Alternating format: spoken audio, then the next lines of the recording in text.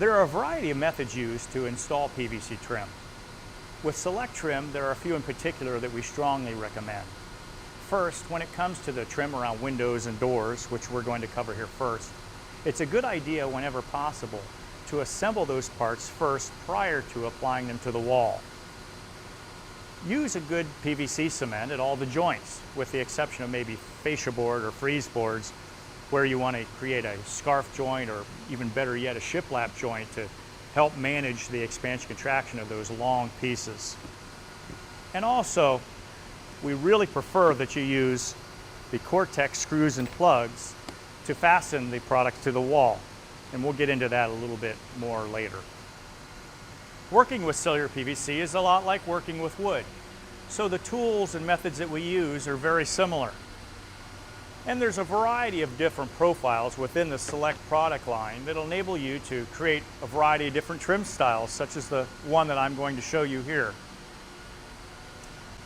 Now you'll remember that we put 1x2 furring around the window so that we could bump our trim out and create the necessary pocket for expansion and contraction of the siding. But you might notice here that I added a second 1x2 at the top and a second 1x2 here at the bottom. The reason I did that is because the trim style that I'm going to put together incorporates not just 1x4 trim, but also a 1x6. So as a rule of thumb, if you're using 1x4 trim, one furring strip is sufficient. If you're going to be using anything wider than that, you'll probably want to add a second furring strip. In this case, it's a 1x6, so I'm going to put these two furring strips tightly together. If I were doing something a 1x8 or a 1x10, I'd probably spread these two apart a bit, but still keeping in mind that I need to create that necessary pocket depth behind the siding. So I would adjust them accordingly. To begin, obviously we need to get the measurements of the window. Now, because we know that the window trim does expand and contract a bit, when we're measuring the window, we want to add a minimum of 1/8 of an inch to the width and 1/8 of an inch to the height of the window in order to allow for our expansion and contraction to happen without pinching the window at all. I also added to my window measurements to take into account the size and material I'm going to be using around the window. For example, along the sill, I extended the measurement by 7 inches because along the jambs, I'm going to be using 1x4. And now that I've got all my parts measured and cut, it's time to begin assembling them. As we said before, whenever possible, it's always a good idea to use PVC cement along all the joints. But really, the magic of getting all these parts assembled and held tightly together prior to applying them to the wall is this tool right here. This is called the Craig jig. If you buy the master kit with this, you'll get what you see here and one clamp. I just have 2 clamps and you'll see why. I like to have a secondary clamp.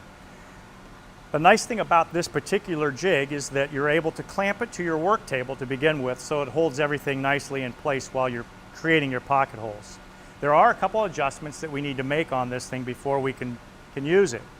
To begin with, there's this insert here, and on this insert there are lines of measurements, and those measurements are what you adjust to based upon whatever material, thickness material that you're going to be using. And in my case, obviously, I'm going to be using 3/4 inch material. So I'd set my measurement here to 3/4 of an inch. Tighten in my set screw in the back, and I'm ready to go there for 3/4 of an inch material. The second thing that I want to do is adjust my drill bit. It's really nice. They've got a collar on the drill bit. It works with an Allen wrench and a gauge here along the side of the jig. You just adjust it to 3/4 of an inch material. Tighten your set screw. I'll double check that. And we're ready to go.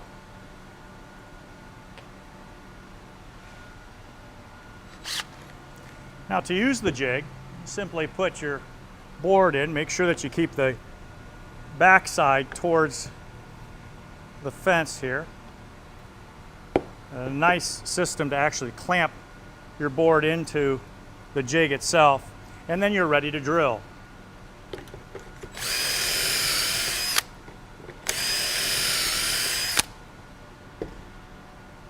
You'll see once I'm done, actually that creates a real nice pocket hole there, ready for assembly.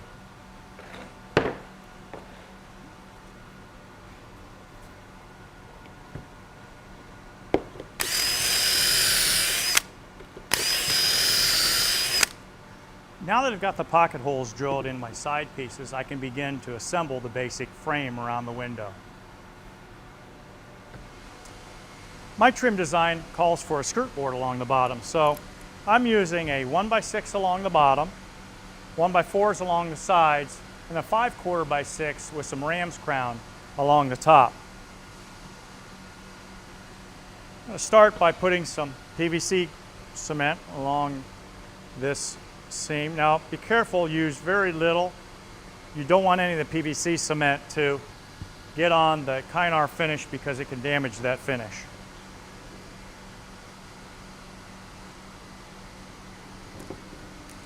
Use the Craig clamps to actually hold these two parts together very even so you don't have any problems with the unevenness of the boards. Now the screws you want to use, make sure that you're using their Blue Coat weather resistant screws.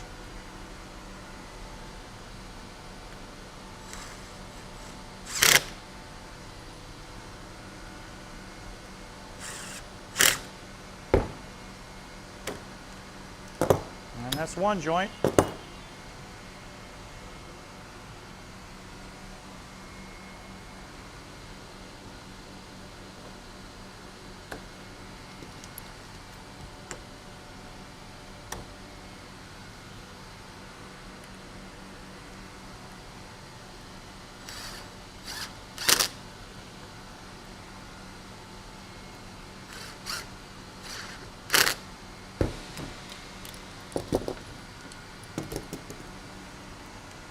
Now I can go ahead and put my header on. Now, but because it's 5/4, I'm not going to use the clamps.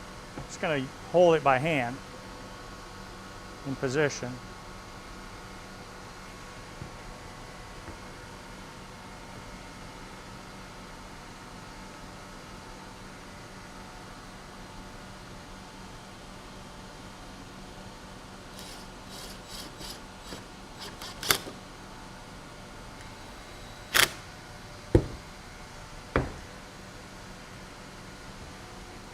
Okay, here's my basic frame.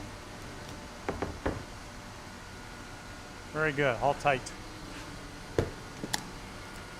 Okay, my next step is I'm going to put the ram's crown along the top of the window. When I measured this crown, the way I measured it is so that I'll return this crown around the sides, and when I do that, the return will end up flush with the backside of my molding pieces. I'm going to glue these returns on first using PVC cement, but also something else here. Now this is just a brand name, it's called 2P10, but basically this is a super glue and an activator that will act as a clamp to hold the parts together until the PVC glue actually has time to melt and bond the two parts together. You don't want to use just these parts because over time this will break apart, this will not. So again, this is the actual glue that holds the parts together over long term, and this will act as your clamp so that you can instantly put parts together and continue to work. This activator actually just makes this glue react right away. So to begin with, I'm going to put a bead of super glue, or not super glue, but my PVC glue along the part. Then I'm going to run another bead of this glue also.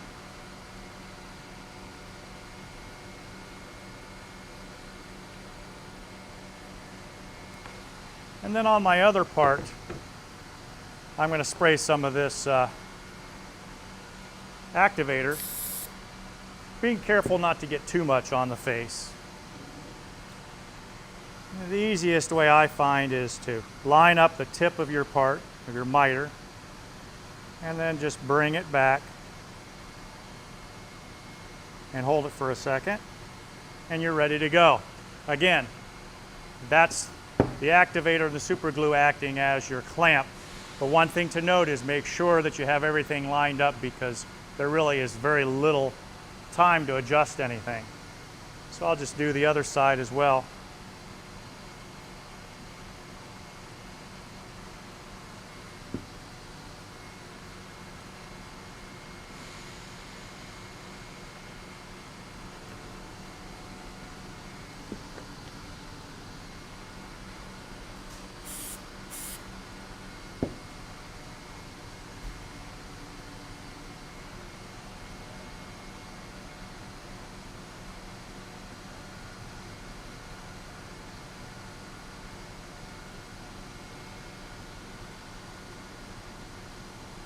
Excellent.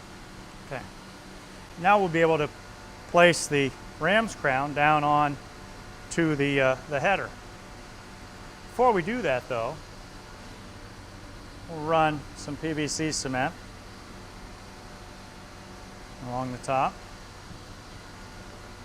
We'll place our crown molding down on top of that, aligning it with the top of the header. Then we're just going to fasten it through the back using some bugle head screws.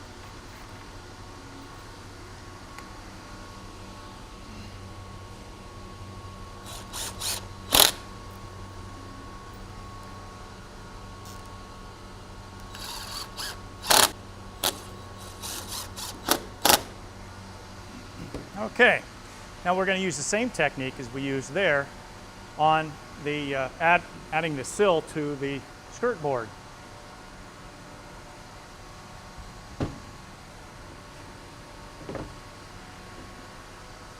Run a little PVC glue, and then we'll align the top of the sill to the top of the skirt board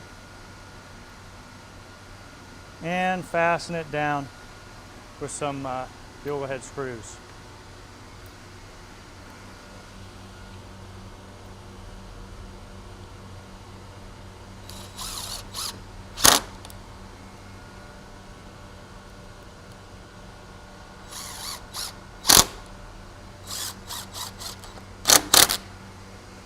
Okay. Now we have a complete window frame ready to go on the wall.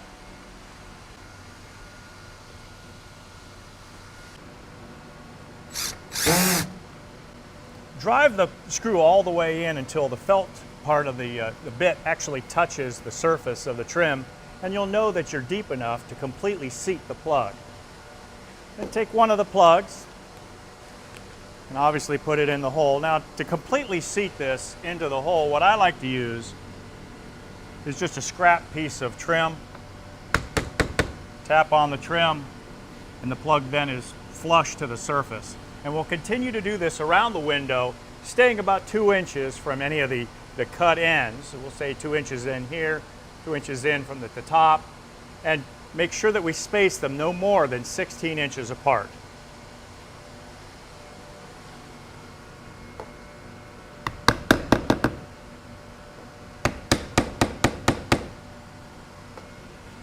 Now once we've got the plugs, the screws and the plugs entirely in around the window, the last thing to do really is to finish coat these cut edges so that they match your trim. And for that, you would just use the Celect paint dabber.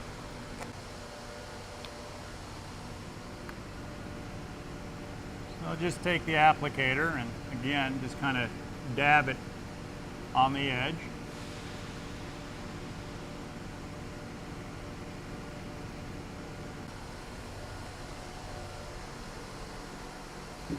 You'll do the same thing here at the bottom at the sill, and that along the skirt board. Use the same method to fasten the outside corners and other trim on the house, using the Cortex screws and the plugs. A couple things to keep in mind though about corners. First, make sure that you aren't placing any fasteners in that pocket, going through the siding and pinning the siding. It should always be in the furring strip. Secondly, make sure that you aren't drawing the corner one way or the other. square it up on those furring strips so that it's not tight against the siding on either side. There should actually be a small gap between the siding and the corner itself.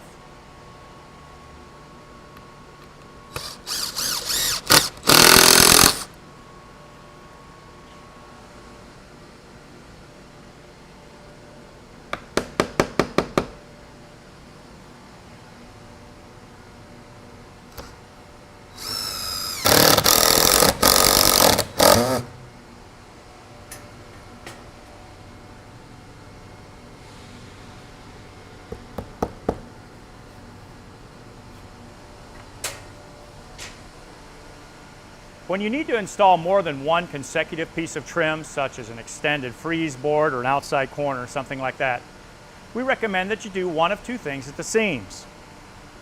Either create a shiplap, and use a router for this, or a scarf joint. In either case, make sure that you use the Celect paint dabber and paint that cut edge so that when the two pieces do shrink a bit in the wintertime, it's color underneath. And remember, as a rule, do not glue butt joints. Glue miter joints only. If you have to run a frieze board around a corner, you're going to want to miter that corner and you're going to want to glue that. For that reason, we recommend that you only have a piece of 4 foot long on either side of that miter. That way, there's not a lot of movement in the wintertime for that, and the miter will stay closed and glued very nicely, and all the expansion will happen with the larger butt joints. Let's review the basics. First of all, when trimming around windows and doors, it's a good idea to assemble the pieces prior to applying them to the wall. And when you're measuring for those pieces, remember, measure 1/8 of an inch large on the width and the height to give some room for the movement of the product. Glue and screw the pieces together. Using a Craig jig is a great way to do that quickly and easily. Fasten the pieces to the wall using the Celect Cortex screws and plugs, and make sure that those screws only go through the 1x2 and not the pocket so it won't pin the siding to the wall. Make sure the fasteners are no more than 16 inches apart. And when you're doing long extended pieces like frieze boards or fascia boards, make sure that you use a scarf or a shiplap at the joints. And lastly, use the Celect paint dabbers to cover over all the fresh cuts and areas where you need touch-up. Now let's take a look at some video from an actual job site.